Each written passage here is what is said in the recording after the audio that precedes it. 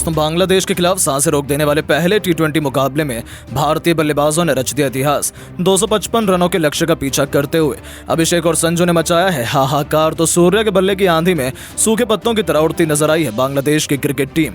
तो आखिर किस खिलाड़ी ने ठोका है सबसे तेज शतक, किस खिलाड़ी ने बरसाए सबसे अधिक छक्के? उनके विस्फोटक बैटिंग से लेकर दिलों की धड़कनें कई गुना बढ़ा देने वाले इस रोमांचक मुकाबले की पूरी हाईलाइट का वीडियो भी हम आपको दिखाने जा रहे हैं, तो हमारे साथ अंत तक बने रहिएगा। लेकिन उससे पहले आपको क्या लगता है कि सूर्य, संजू और अभिषेक में कौन सबसे खतरनाक टी20 खिलाड़ी है? अपनी कीमती राय नीचे कमेंट करके जरूर बताइएगा। दोस्तों जैसा कि आप तो जानते ही हैं कि श्रीलंका सीरीज की समाप्ति के बाद इंडिया बांग्लादेश के बीच 3 मैचों की रोमांचक टी20 सीरीज का शुभारंभ हो चुका है, जिसका पहला टी20 मुकाबला आज मुंबई के वानखेड़े स्टेडियम में आयोजित किया गया, जहां इस मैच में रोमांच की सारी हदें पार हो गई। अंतिम ओवर तक मुकाबला पहुंच गया था, जिसकी अंतिम गेंद में भी ये बता पाना नामुमकिन था कि भारत बाजी मारेगा या फिर बांग्लादेश टीम इंडिया को बड़ा झटका दे देगी। दरअसल दोस्तों हुआ ये था कि यहां बांग्लादेश के कप्तान नजमुल हुसैन संतो ने टॉस जीतकर पहले बल्लेबाजी करने का फैसला चुना, और यहां जब बांग्लादेश की टीम बल्लेबाजी करने के लिए उतरी तो हमेशा की तरह उनके लिए पारी की शुरुआत लिटन दास के साथ तंजीद हसन की खतरनाक जोड़ी मैदान में आई। जहां दोनों बल्लेबाजों से उम्मीदें तो यही लग रही थी कि पहले टीम के लिए बड़ी साझेदारी देखने के लिए मिले, लेकिन दोस्तों जहां पर तंजीद हसन के रूप में पहला बड़ा झटका बांग्लादेश की टीम को अर्शदीप ने दिया, जहां अब पहला बड़ा झटका लग जाने के बाद फिर बल्लेबाजी करने के लिए उतरे खुद कप्तान नजमुल हुसैन संतो, जहां लिटन दास और संतो मिलकर साझेदारी को आगे बढ़ा पाते। उससे पहले लिटन को 7वें ओवर की दूसरी गेंद पर रियान पराग ने बोल्ड कर दिया और यहां लिटन 20 ओवर तक रन बनाकर ही आउट हुए। अब ये 2 बड़े झटके लग जाने के बाद बांग्लादेश की टीम पूरी तरह से लड़खड़ा चुकी थी। ऐसा लग रहा था कि आज ये मुकाबले में बांग्लादेश की टीम ज्यादा से ज्यादा भारत के आगे 100 या 150 रन ही बना पाएगी। अब यहां संतो और शाकिब अल हसन पर पूरा दारोमदार था अपनी टीम के लिए ज्यादा से ज्यादा रन बनाने का। लेकिन दोस्तों भारतीय गेंदबाजों को कहां पता था कि ये दोनों बल्लेबाज मिलकर आज अपनी टीम की किस्मत चमकाने वाले हैं। जी हां दोस्तों, हुआ यह कि संतो ने ताबड़तोड़ बल्लेबाजी अपनी जैसी जारी रखी, उसी तरह का ढंग शाकिब ने भी दिखाया, जहां दोनों बल्लेबाजों ने मात्र 47 गेंदों में ही 82 रन की साझेदारी कर डाली थी। इस दौरान विकेट चटकाना काफी अहम हो चुका था। तभी कप्तान सूर्य ने फैसला किया कि वो गेंदबाजी पर अपने सबसे बड़े मैच विनर अर्शदीप सिंह को लेकर आएंगे, और 14वें ओवर की तीसरी गेंद पर अर्शदीप ने शाकिब के रूप में तीसरा बड़ा झटका बांग्लादेश की टीम को दे दिया, जो कि 53 रन बनाकर आउट हुए। और उनके आउट हो जाने के बाद फिर बल्लेबाजी करने के लिए उतरे महमदुल्लाह, वो कप्तान संतो के साथ मिलकर साझेदारी को आगे बढ़ाते हैं और अपनी टीम के स्कोर को 180 रन के पार ये दोनों बल्लेबाज लेकर पहुंचे।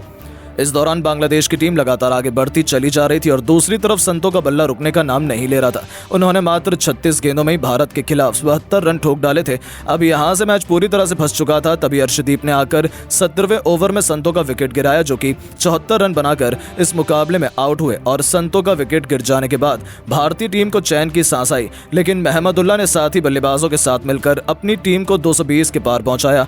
इस दौरान महमदुल्लाह ने जहां 53 रन बनाए और बांग्लादेश की टीम 20 ओवर में 5 विकेट के नुकसान पर भारत के खिलाफ 254 रन बनाने में कामयाब रही। और इस दौरान भारत के लिए सबसे ज्यादा 4 विकेट अर्शदीप सिंह के नाम रहे, तो वहीं 2 विकेट रियान पराग ने हासिल किए। अब दोस्तों बारी थी भारतीय बल्लेबाजों की इस मैदान पर कुछ चमत्कार कर दिखाने की। दोस्तों खराब फॉर्म में चल रहे शुभमन गिल से आज सभी को काफी उम्मीदें थी, लेकिन दोस्तों जब शुभमन गिल और अभिषेक शर्मा ने पारी की शुरुआत की तो आज गिल काफी बड़ी गलती कर बैठे। उनके पास मौका था आज बड़ी पारी खेलकर फॉर्म में वापसी करने का। उन्होंने खतरनाक चौका लगाकर शुरुआत भी शानदार की थी, लेकिन वो गेंदबाज के बिछाए जाल में फंस गए और बड़ा छक्का लगाने के चक्कर में फील्डर को अपना आसान सा कैच दे बैठे। वो इस मैच में केवल 4 गेंद पर 11 रन बनाकर आउट हुए। अब दोस्तों गिल का विकेट गिर जाने के बाद भारतीय टीम काफी ज्यादा दबाव में आ चुकी थी।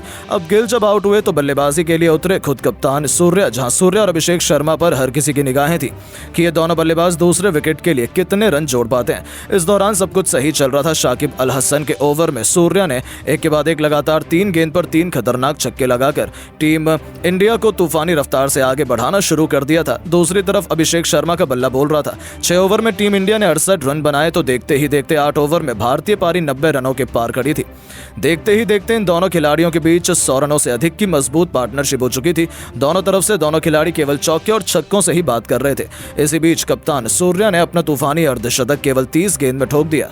जो टीम इंडिया की जीत के लिए बेहद महत्वपूर्ण माना जा रहा था। इन दोनों ने भारत को मैच में मजबूत स्थिति में लाकर खड़ा कर दिया था। लेकिन दोस्तों, अभिषेक शर्मा भी अपनी साझेदारी को ज्यादा देर तक आगे नहीं बढ़ा पाए और 49 रन बनाकर वो आउट हुए। अब पूरी जिम्मेदारी भारत के दो सबसे खतरनाक बल्लेबाज संजू सैमसन और सूर्य कुमार यादव के मजबूत कंधों पर आ चुकी थी मैच जिताने की, क्योंकि इनके अलावा कोई और बल्लेबाज भारतीय टीम को जिताने का दम रखता नहीं था।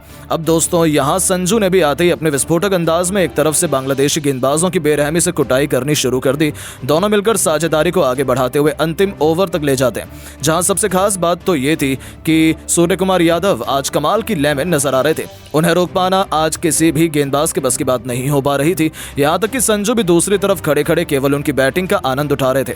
उन्होंने सबसे पहले तो मात्र 30 गेंदों में अपना अर्धशतक पूरा किया और अर्धशतक जड़ने के बाद वो अपने शतक की ओर आगे बढ़ चले। इस दौरान अंतिम ओवर तक जब मैच पहुंचा तो भारत को मुकाबला जीतने के लिए 6 गेंदों में 21 रन की दरकार थी। अब स्ट्राइक पर संजू थे, बांग्लादेश की तरफ से अंतिम ओवर लेकर आए थे मुस्तफिजुर रहमान। अब यहां पहली गेंद मुस्तफिजुर ने यॉर्कर लेंथ पर डाली, जो कि संजू से पूरी तरह से मिस हो गई और कोई रन नहीं मिला। अगली गेंद पर संजू ने 2 रन भागे। इसी के साथ उन्होंने अपना अर्धशतक भी पूरा कर लिया और फिर यहां से भारतीय टीम को 4 गेंदों में 19 रन की दरकार थी। सैमसन अभी भी स्ट्राइक पर मौजूद थे और दोस्तों, संजू शॉट लगाने की कोशिश तो बहुत कर रहे थे, लेकिन उनके बल्ले पर गेंद टच ही नहीं हो रही थी, जिसके चलते यहां बांग्लादेश की टीम पूरी तरह से फुल फॉर्म में थी कि वही इस मुकाबले को जीतेंगे। लेकिन दोस्तों, जैसे तैसे करके तीसरी गेंद को लेग साइड की तरफ खेलकर संजू ने 1 रन भाग लिया और अब स्ट्राइक पर आ गए हमारे सबसे बेस्ट अभी तक के फिनिशर, खुद कप्तान सूर्य, जहां सूर्य को 3 गेंदों पर 3 तूफानी छक्के लगाने थे और तभी भारत की टीम मुकाबला जीत पाती, क्योंकि 3 गेंदों पर 18 रन भारत को चाहिए थे। अब चौथी गेंद पर सूर्या ने सामने की तरफ छक्का जड़ दिया। 5वीं गेंद पर डीप कवर्स के ऊपर से एक और आसमानी छक्का जड़कर सूर्या ने भारतीय टीम को जीत की दहलीज पर पहुंचा दिया। अब एक गेंद शेष मात्र बची हुई थी और मैच जीतने के लिए 6 रन चाहिए थे। सूर्या बखूबी जानते थे कि मुस्तफिजुर वाइड यॉर्कर लेंथ डालने की कोशिश करेंगे और इसलिए सूर्या ने पहले से ही अपना आंखें जमा रखी थी और अपने बल्ले का परफेक्ट स्विंग दिखाते हुए उन्होंने डीप मिड विकेट के ऊपर से महेंद्र सिंह धोनी के अंदाज में मैच विनिंग 6 ठोक दिया, जिसके चलते भारतीय टीम के होनहार बल्लेबाज सूर्या ने इस दौरान अपना शतक तो पूरा किया ही, साथ ही साथ 110 रन की उन्होंने पारी खेली और अपने शतक के साथ उन्होंने भारतीय टीम को मैच भी जिताया। बाकी इस मुकाबले में संजू के बल्ले से 52 रन निकले। हालांकि दोस्तों, हम आपको बता दें कि भारत और बांग्लादेश के बीच खेला गया ये पहले T20 से ठीक पहले अभ्यास सत्र का मुकाबला था, जिसमें भारतीय टीम की जीत हुई। बाकी अब आप सभी की क्या राय है भारतीय टीम की ऐसी बल्लेबाजी और गेंदबाजी को देख लेने के बाद, और आप टीम इंडिया को 10 में से कितने नंबर देना चाहेंगे? अपनी कीमती राय नीचे कमेंट करके जरूर बताएं। और आपको क्या लगता है, बांग्लादेश के खिलाफ पहले T20 मैच में टीम इंडिया जीतेगी या नहीं? नीचे कमेंट करके जरूर बताएं और ऐसी शानदार खबरों के लिए चैनल को सब्सक्राइब जरूर करें। धन्यवाद।